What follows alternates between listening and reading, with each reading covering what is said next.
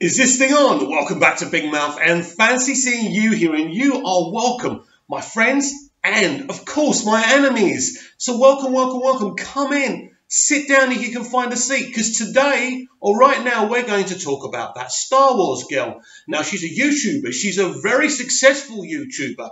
How did this happen? Well, over a year ago, maybe more now, she ranted on a video about Rian Johnson and The Last Jedi, and it was one of the best videos I have ever seen. It was passionate, it was concise. I rewatched it because I pretty much felt the same as she did about that film. I'd say mostly for me, The Last Jedi underwhelmed me. I didn't care about the politics. Hollywood movies are very leftist. They throw out there these kind of messages. I don't care about that. The point is that The Last Jedi, to me, made me feel really underwhelmed. And you know what? I never thought this could happen. But it made me not care about Star Wars anymore or the future of it. I was just like, do you know what?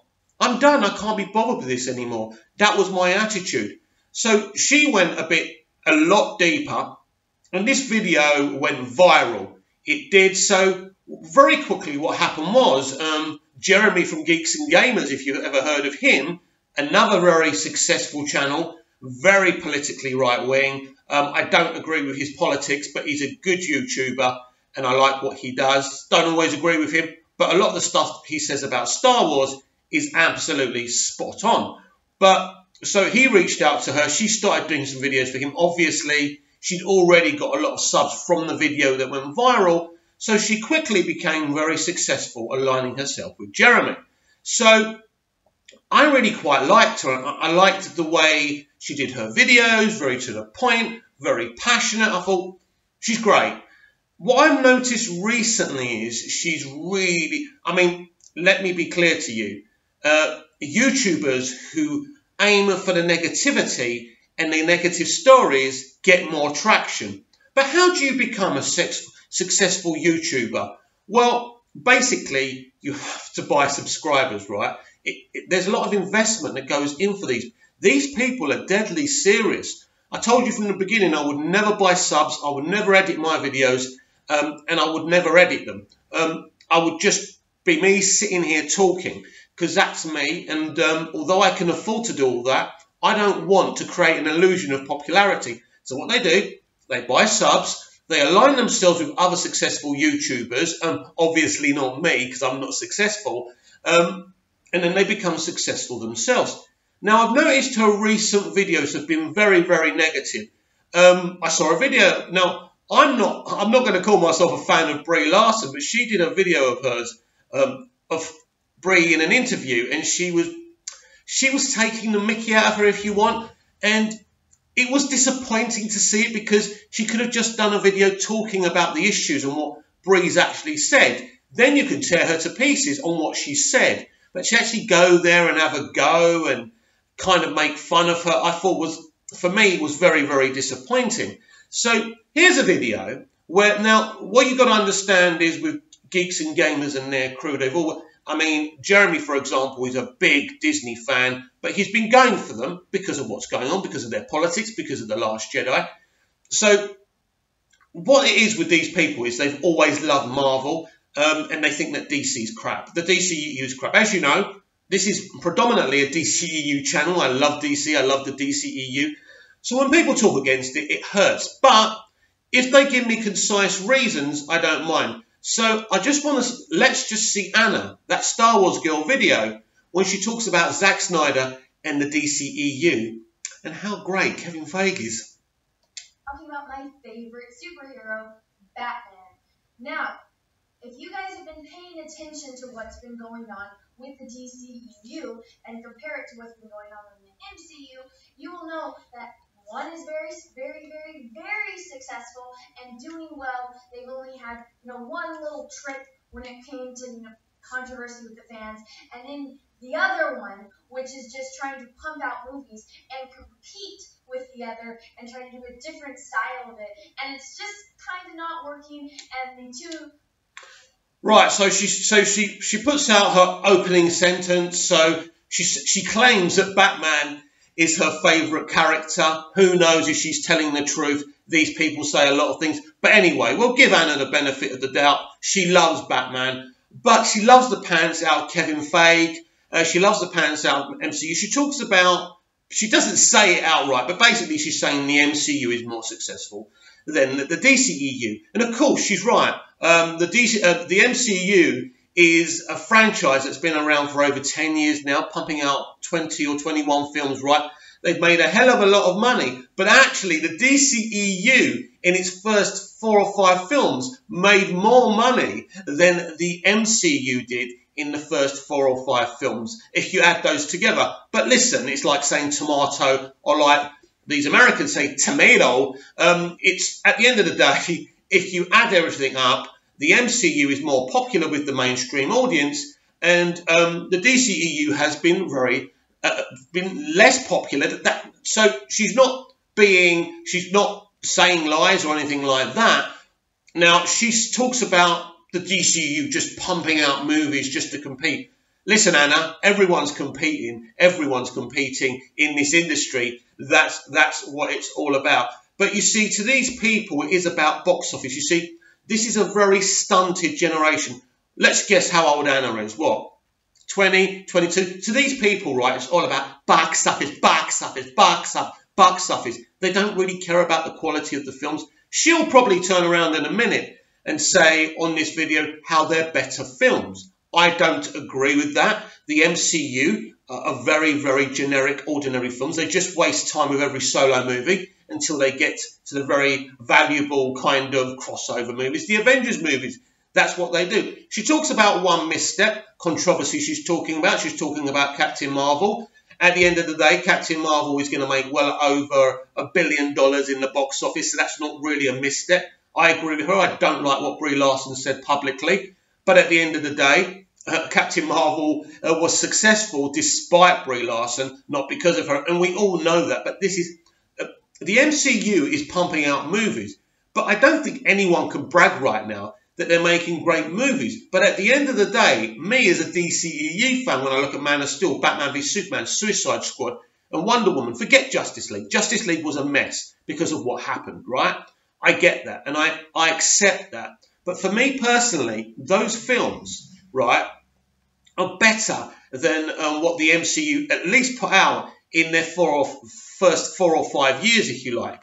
I think that Man of Steel is a better film than the first Iron Man. I think Batman v Superman is a much better film than Iron Man 2. Iron Man 2 is such a terrible film. I really enjoyed the first Iron Man, and I was really looking forward to Iron Man 2. And it's a useless, generic, bad film. And of course, we had Samuel L. Jackson to soften the blow. So, and they have Black Widow, of course, Scarlett Johansson. So that softens the blow, if you like. But Iron Man 2 is a really bad movie. But no one ever says that. No one ever admits that. So one misstep, Hannah, no.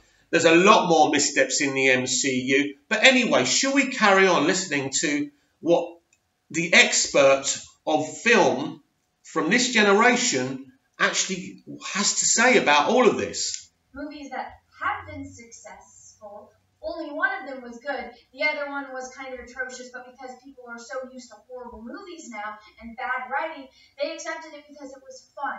So, I'm pretty sure you all can get... So basically, she's alluding either to Shazam or Aquaman, right? Basically, so, because she reviewed Aquaman, actually, and she didn't like it. She said it was a terrible movie. She said one right thing. Everyone makes terrible movies. They do, and that includes your beloved Kevin Feige at the MCU, Anna. That's the thing that your generation don't understand. You're so kind of used to, not very much. Just imagine, Anna, right? I grew up as a kid watching films like... Now, of course, that wasn't my generation, but I grew up watching women like Vivian Leigh give us Gone with the Wind, her performance, right? I grew up with Robin Hood, Prince of Thieves. I grew up with JFK, again starring Kevin Costner. The Untouchables. We grew up with some beautiful movies. What are you growing up with now, Anna? Oh, the MCU. Yeah, franchises with 3 letters. Isn't that fun? You tell me, Anna. You tell me, Anna, what's better? The MCU or what I grew up with? Star Wars. All these gangster movies.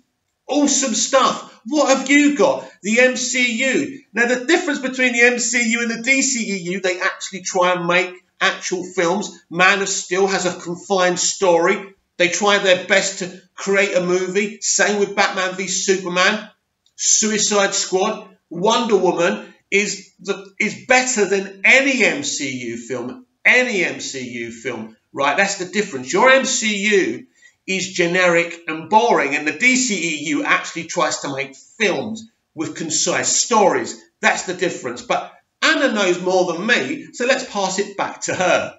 Which one Marvel is and which one DC is.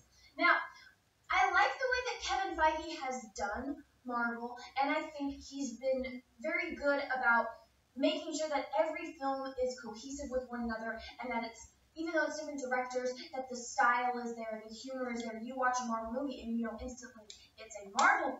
Kevin Feige has been very clever at creating a product, a franchise. He's not very good at making good films, right? How many of those MCU... Let's look at the MCU, right? Right, you could say Infinity War is a really good film, but is it? Or is it just a culmination of 10 years of generic movies? It's a very good piece of work. It's a great season finale. It's a great ending to this first part of this MCU story, but it's not typical of the other films. I'll tell you something, my sister has become obsessed with the MCU, right?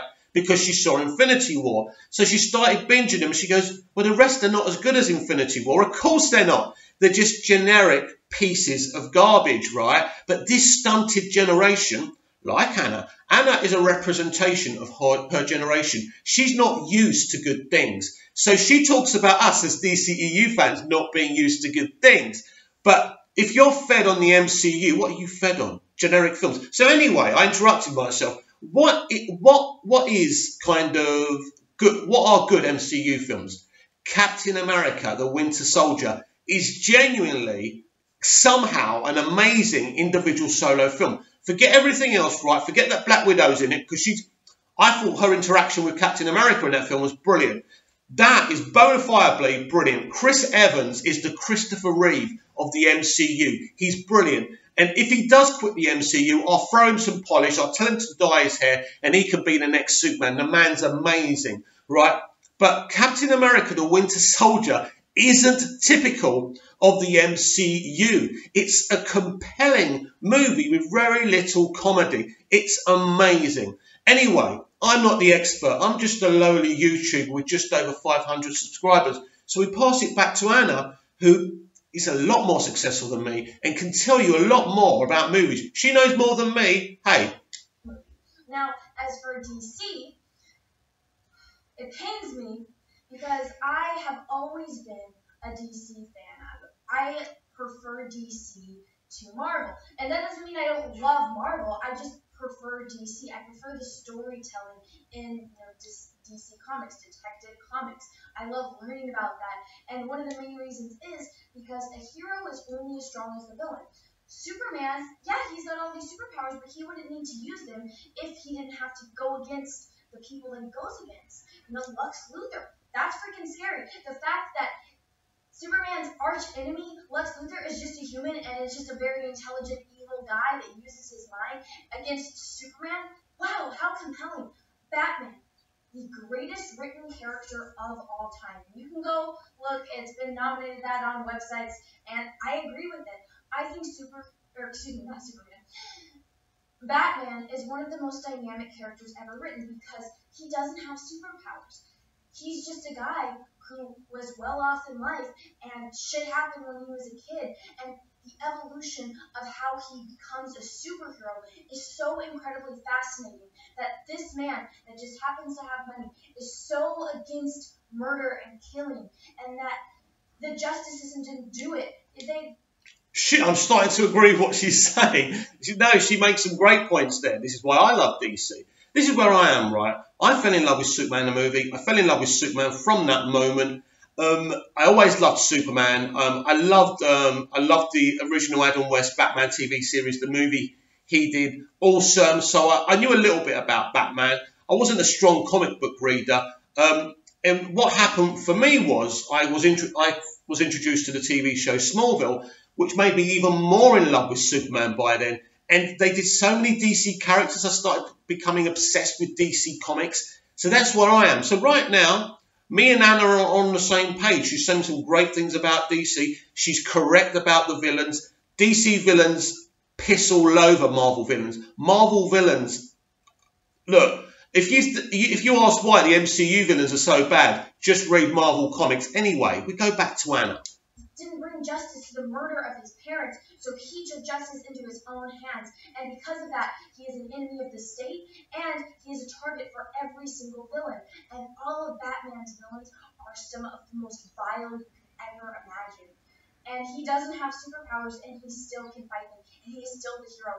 He is one of the main members of the Justice League. And if you look at the DCEU, and look at the Justice League movie, and you probably were as appalled as I am if you actually know the history of the Justice League and know how it was formed, and that it was Superman that formed the Justice League with John the Martian, not Batman. Batman was against it, but he did it out of respect for the other superheroes, out of the friendship, and because he knew at the end of the day they were just trying to accomplish what was right. And that guy doesn't have any freaking superpowers yet. He is one of the main members and one of the most vital people in the Justice League.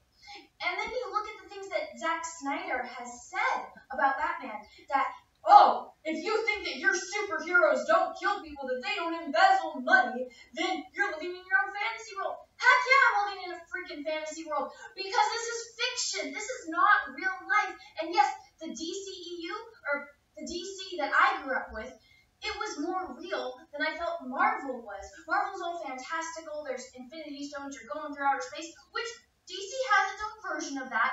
But just the way that the villains are and the dynamics between them, even though it's a fantastical world, you got superheroes and super villains. The underlying message behind it is so real.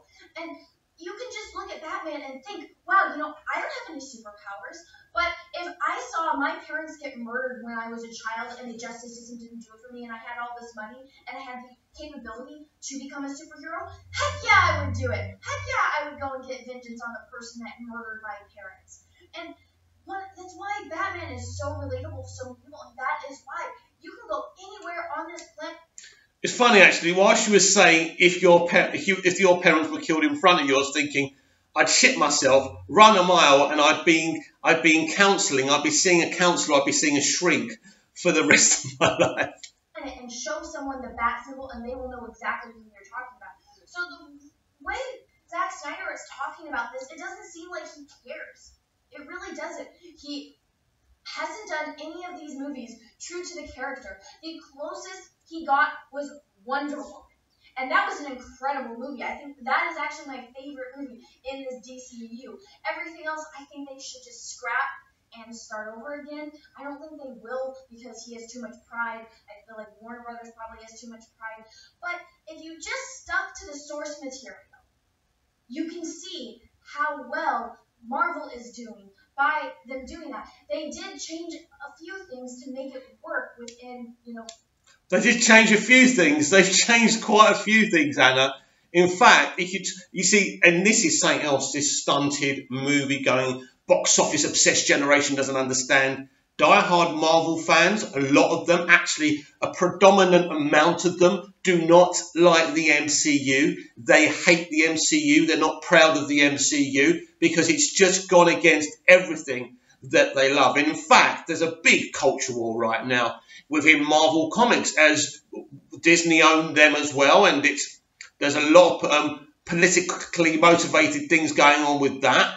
But basically, if you I talk to die-hard DC fans and Marvel fans, and I can tell you, die-hard DC fans are not happy with the DCEU pre what's happened with Aquaman. They love Aquaman. The people who have seen Shazam already really like Shazam, and they pretty much liked Wonder Woman as well.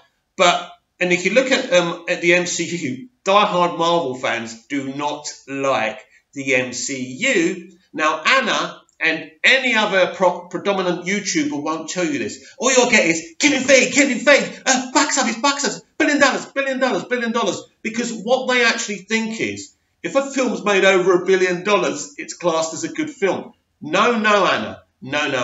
No. A rubbish film, an ordinary generic film, can make a lot of money. Look at all the Arnold Schwarzenegger films. I used to love those films when I was a kid. They made shitloads of money, but they were shit. The man couldn't act, right? And I can see that now. But we were loving it as kids, and I get that. And it's the same with the MCU. We're all rushing out to see them. Wow, what a movie. How many of you rewatch MCU films? Be honest. They're not rewatchable. They're not, right? But anyway, this is what I'm trying to explain to you, that Marvel comic fans don't particularly like the MCU, and they're already worried about what they're going to do with the X-Men and Fantastic Four. Films, but you as a moviegoer going in, it's something that you can look past. Even me, someone that has read the comics, and I'm looking at Iron Man, and it doesn't show, the fact that he's an alcoholic as much in the movies, but and it helps the story along. They don't need to focus on his alcoholism to show that he's still tormented as a human being. Now you go look over at Superman. What the hell was that movie? Come on, they made better Superman movies in the 80s, and those ones were good. Those were fantastic Superman movies. Man of Steel, what the hell was that? That was not Superman. The fact that you think that Clark Kent wouldn't save his father, that just shows how much you do not understand Superman. You do not understand the character. You do not understand what type of person he was. And the fact that there was, only 20 to 30 people there, they would all understand for a man to go and save his father, and I'm pretty sure none of those people would have said anything because they all are probably from that area, and they would also be like, wow, it's Superman. They would all 100% keep his freaking secret just because everyone on this planet has a father and knows what it's like to not want your freaking parent to die. So you don't understand Superman, and then you go and do this Batman, Sorry, sorry, that was, look, I love her. I think she's great. I love it when she goes into one and she starts waving her arms around. She's absolutely adorable. But the thing is, right, she's going in on Snyder basically because of what he said at the SnyderCon. Now, in one of my episodes of the DCEU Daily, I was a bit more calmer. I didn't particularly like what he said either. And I love Zack Snyder. I love Man of Steel. I love Batman v Superman. But anyway, let's answer Anna's criticisms that Zack Snyder in the early DCEU didn't know Superman. So Man of Steel is a bad film. I'm not saying that. She's saying that. So why is Man of Steel a bad film? He let people who say that Clark Kent allowed his father to die are the same people who called Brandon Routh's Superman a stalker, a deadbeat dad, because they don't tell you the fact that Superman didn't actually know Lois Lane was pregnant before he left to search for Krypton. No, he's a deadbeat dad, right? He was a stalker, right? It's all untruths and mistruths because they don't like something and then they kind of edit the situation. And if you haven't seen that film, you kind of start believing the crap they're spouting out. So Clark Kent didn't allow Jonathan Kent to die, right? The situation is simple. His father didn't want him to expose his secret. His father died to protect Clark's secret. In fact, it's very similar to why Jonathan died in Smallville. Jonathan died in Smallville to protect Clark's secret. Now, if you really know anything about Superman, you would know that. And if you were honest with your subscribers, you wouldn't be saying that Clark Kent allowed his dad to die. He respected his father's wishes. His father didn't want him to save him using his powers and expose himself. So out of respect for his father, he doesn't. He respects his father. He stays there. Now, you can criticize that. Of course you can. You can say, well, in reality, Clark wouldn't have done that. But I think Clark Kent respects his dad. He looks up to his dad. He's in a lot of ways, his dad's kind of got into his head. So he freezes at that moment and he doesn't save him. Now, whether you don't like that or not, you can't just say, oh, Clark Kent just decided not to save his dad. He wanted his dad to die. No, that's not the point. There's a concise reason why Clark Kent doesn't save his father, and it's because his father didn't want him to expose himself. It's as simple as that. Which was just one of the worst things I've ever seen. Batman vs. Superman, are you kidding me? Are you freaking kidding me? Not only does that not even happen, but you want to go and look at Doomsday and see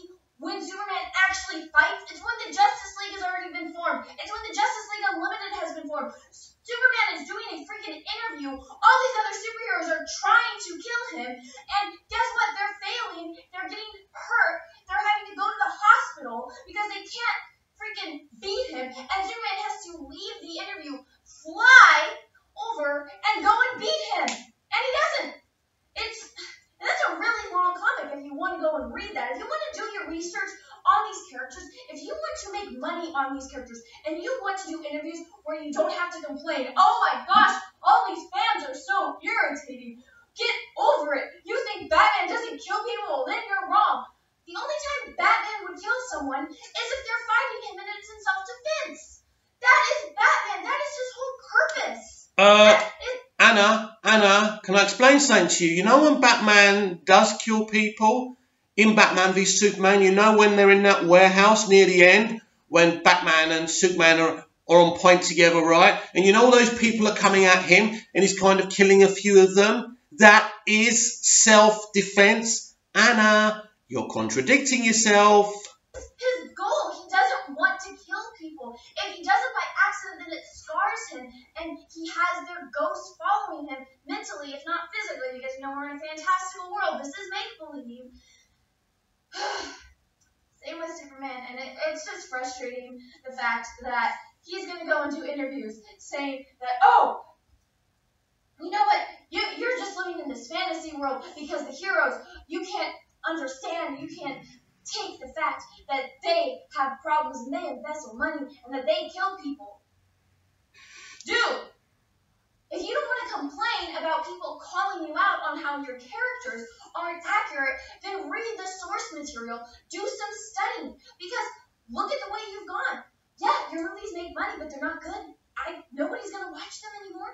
And in 10 years, when people do remakes, it's going to be better, and because everyone, or the people that work on the future movies, are going to look back and see your failure and fix it and make sure this is exactly how not to make this movie.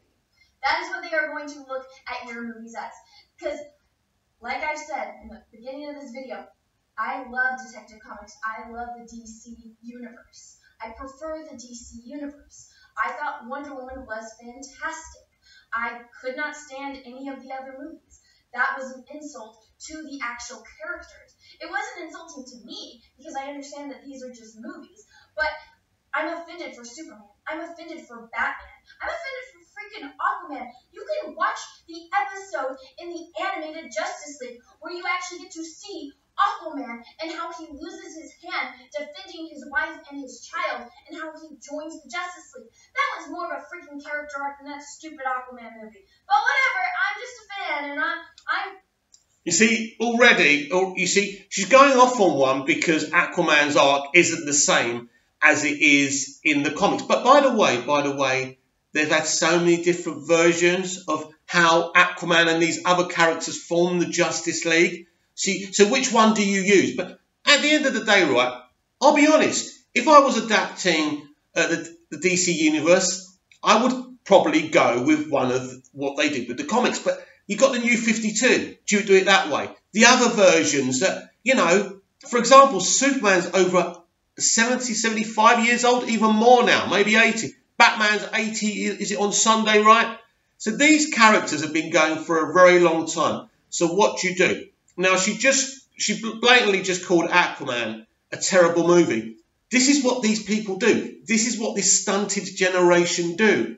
How can you call a movie bad just because it didn't accurately portray the source material? That doesn't make a movie bad. It just means it didn't give you what you wanted. Does it make it a bad film? Is it a badly made film? No. It's a beautifully made film. It looks great, right? James Wan did a great job. And as this stunted generation like to go on about box office, how much money did Aquaman make? Because if an MCU film made the money that Aquaman made, it will be declared as the best thing ever, and she will be getting her tongue up Faye's backside, as she often does. At the end of the day, right, she's talking about Aquaman getting his hand chopped off. Right, this is a different story.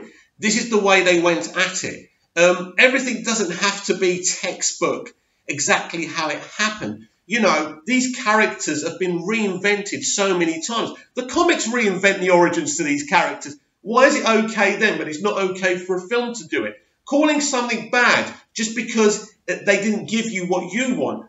If a film's bad, right, the acting, this is how I judge a bad film, from my perception. If I feel the acting's bad, if I feel the score's bad, if I feel the directing's bad. And I'm just giving my opinion from what I'm watching. But you can't call something bad just because it didn't happen to cross $1 billion, which, by the way, Aquaman did, or because it didn't give you what you want. You have every right to be upset about that. But to call it a bad movie, it's not true, is it? Wrong, because I'm offended that you want to make Batman into a murderer when he's not. You can argue that this is closer to these newer comics. Well, guess what? I didn't grow up with those. I grew up with the OG Batman.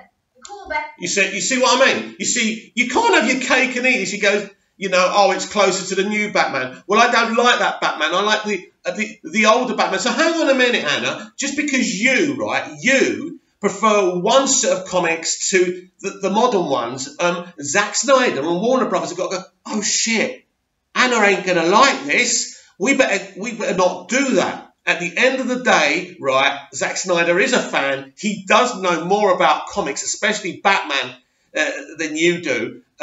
He had to make a choice. Now, you can't criticize someone because they decided one edge of the escalon rather than the other. It is illogical. Batman. Heck, the animated Batman TV show is more accurate and more entertaining than any of these movies that they have put out.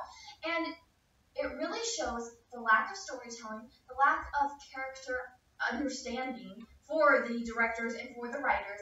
And I think that, in a way, Zack Snyder's pride is hurt because he's trying to do this, and it's just not being as successful as Marvel, because I feel like Kevin Feige understands these characters more. And does he? You said yourself that Iron Man Tony Stark isn't an alcoholic. So you're contradicting yourself because you literally said it was all right that Tony Stark isn't an alcoholic in the MCU, but he is in the comics. But you've just gone off on one because Zack Snyder didn't implement or kind of adapt one of your favourite comics. So make your mind up, Hannah. So it's okay when Feige does it, but it's not okay when Snyder does it. Understands the universe and understands this process of storytelling and planning.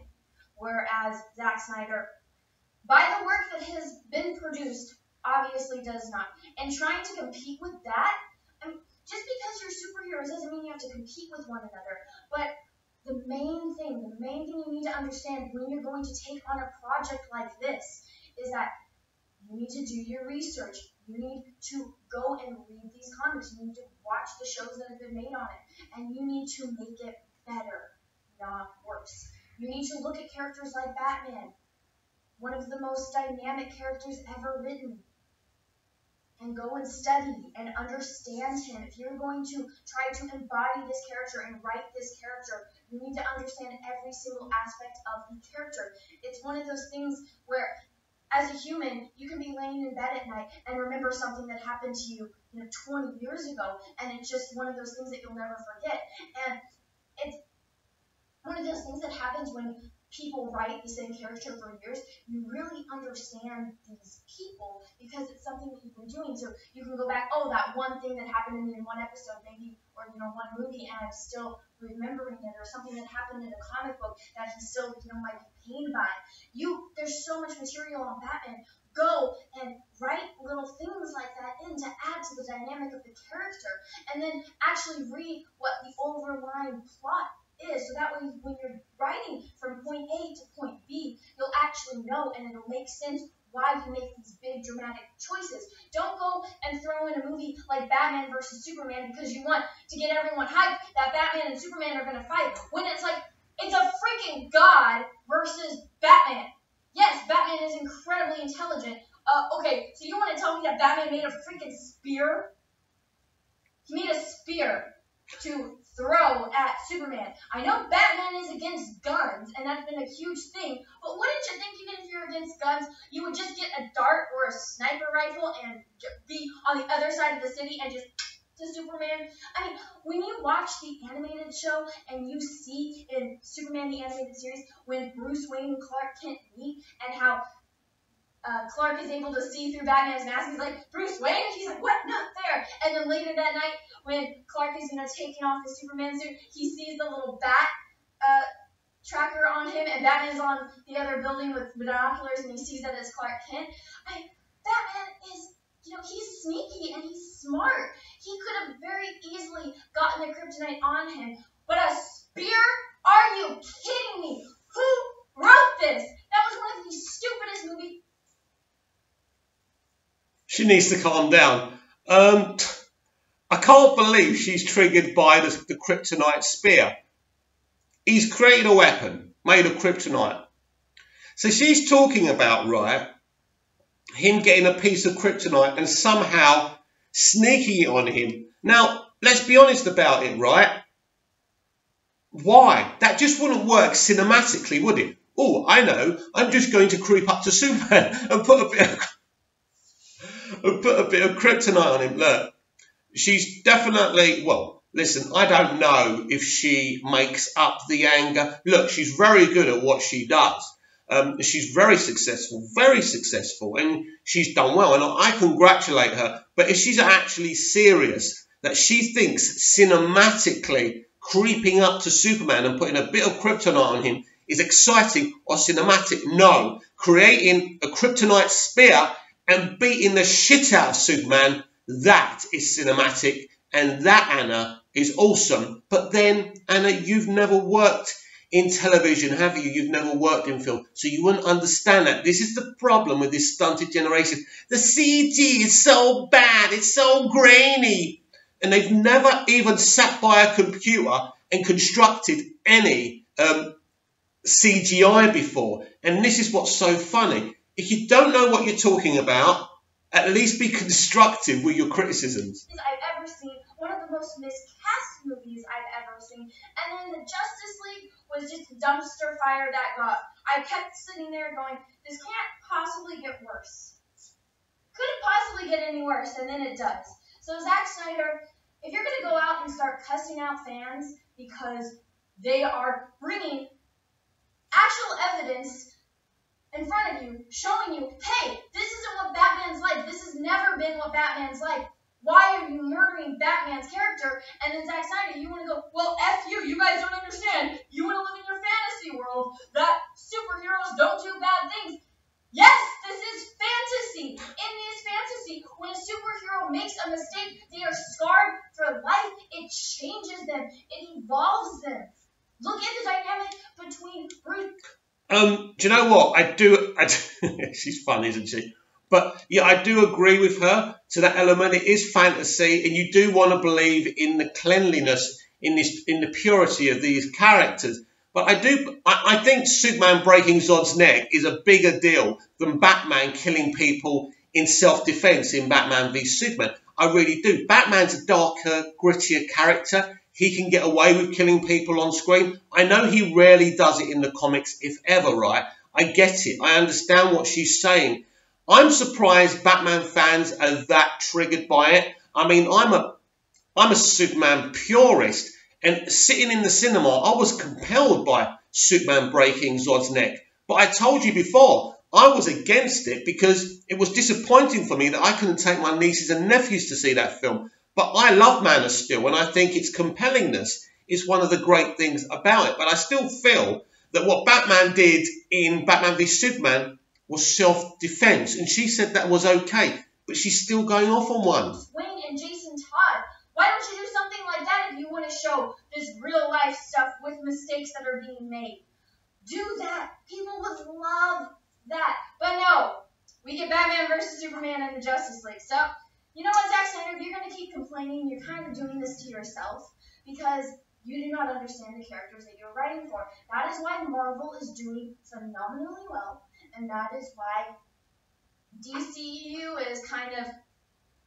And it sucks because DC has so many amazing characters, and you could have made so many amazing movies, and... You know when they kind of start saying, oh, Marvel are doing so well and the DCEU are doing so badly? the DCEU isn't doing as well as Marvel, but it's made a shit load of money. She should get a calculator out and add how much Man of Steel did quite well for a solo film, nowhere near Captain Marvel or some of the Marvel, but it did okay. It did just over 600 million, which isn't big money these days, but still not bad for a solo film. And that was the first one. Now, a Superman film should be making, for me, over $1 billion. It was never going to do that because basically Snyder is a divisive director. He was divisive before he even touched the DCEU. People from the mainstream audience don't like him. And Man of Steel as a Superman film failed because of that. I agree with that. But I love Man of Steel. You just you took this great opportunity and it was like, let's see how bad we can make this. And you did. So, everyone, I hope you enjoyed this video. I will have a link to the article that I've been... Yeah, Anna, I loved you poo-pooing all over the franchise that I love. But this is what we're putting up with. So, the reason I gave you a history lesson about Anna, because you get someone in her very first video, unless you did more, and I don't know. But for me, that was the first video of Anna's I ever saw. And I really liked it because it was passionate and you could tell it was genuine. I don't know if it was scripted or not. Who knows? But it was a great first touch. It went viral. And the rest is history for her. She's doing great guns and I admire her. It's a shame sometimes she gets like death threats and people saying horrible things to her. But unfortunately, in this game, if you wave the red rag, Anna, the ball is going to charge. And what you do with a video like this, all of a sudden. Now, she's not happy because Zack Snyder's attacked the fans. Let me tell you something, Anna, about Zack Snyder. Not only did he lose his daughter committed suicide. Now, I don't know if you know that, Anna, right? So already we've got a very brave man here, right, who's actually coming out in public after suffering that. Was it over a year ago, 2 years ago, whenever it was, right? Zack Snyder has not only lost a daughter, but he's had people attacking him left, right and centre verbally for years and years and years. Ever since Watchmen, they've been attacking him. Ever since Man of Steel, ever since Batman v Superman. Don't you think, Anna, he has a right to reply? Because every time someone puts a negative comment on your YouTube comments, you screenshot it and you put it on your Twitter account. Why hasn't he got the right to say, listen, this is what I do. These are the versions of the characters I do. Get over it. That was frustration because this guy has kept his mouth shut for years. Finally, he's at a convention around his own supporters and he's gone, do you know what? I've had enough. And he's just told them to get lost because how much hate can one man take? You're going to say, he's a director, he should. No, he's a filmmaker. I'm losing my voice now. Anna, the Star Wars girl, you're going to kill me. But anyway, right, my point is, right, that this guy has put up with so much crap from people and he's given a little bit back. But oh no, Anna and her fraternity, this stunted youth, can't handle that. Because guess what, Anna? Millions of people around the world loved MOS and BVS. Yes, not everybody thinks it's bad. It's just you lot, who judge everything on what people say on Rotten Tomatoes or how much box office something does. Do you know what? I think after all the crap that guy took off everyone, I think he's every right to come back. Now, I didn't agree with his comments, even as a fan of his, but I certainly salute his right to say what he wants. Like you can say what you want on your little channel, so can he. Thanks for watching, everyone, and I shall see you on the next video. This is going to take hours to upload.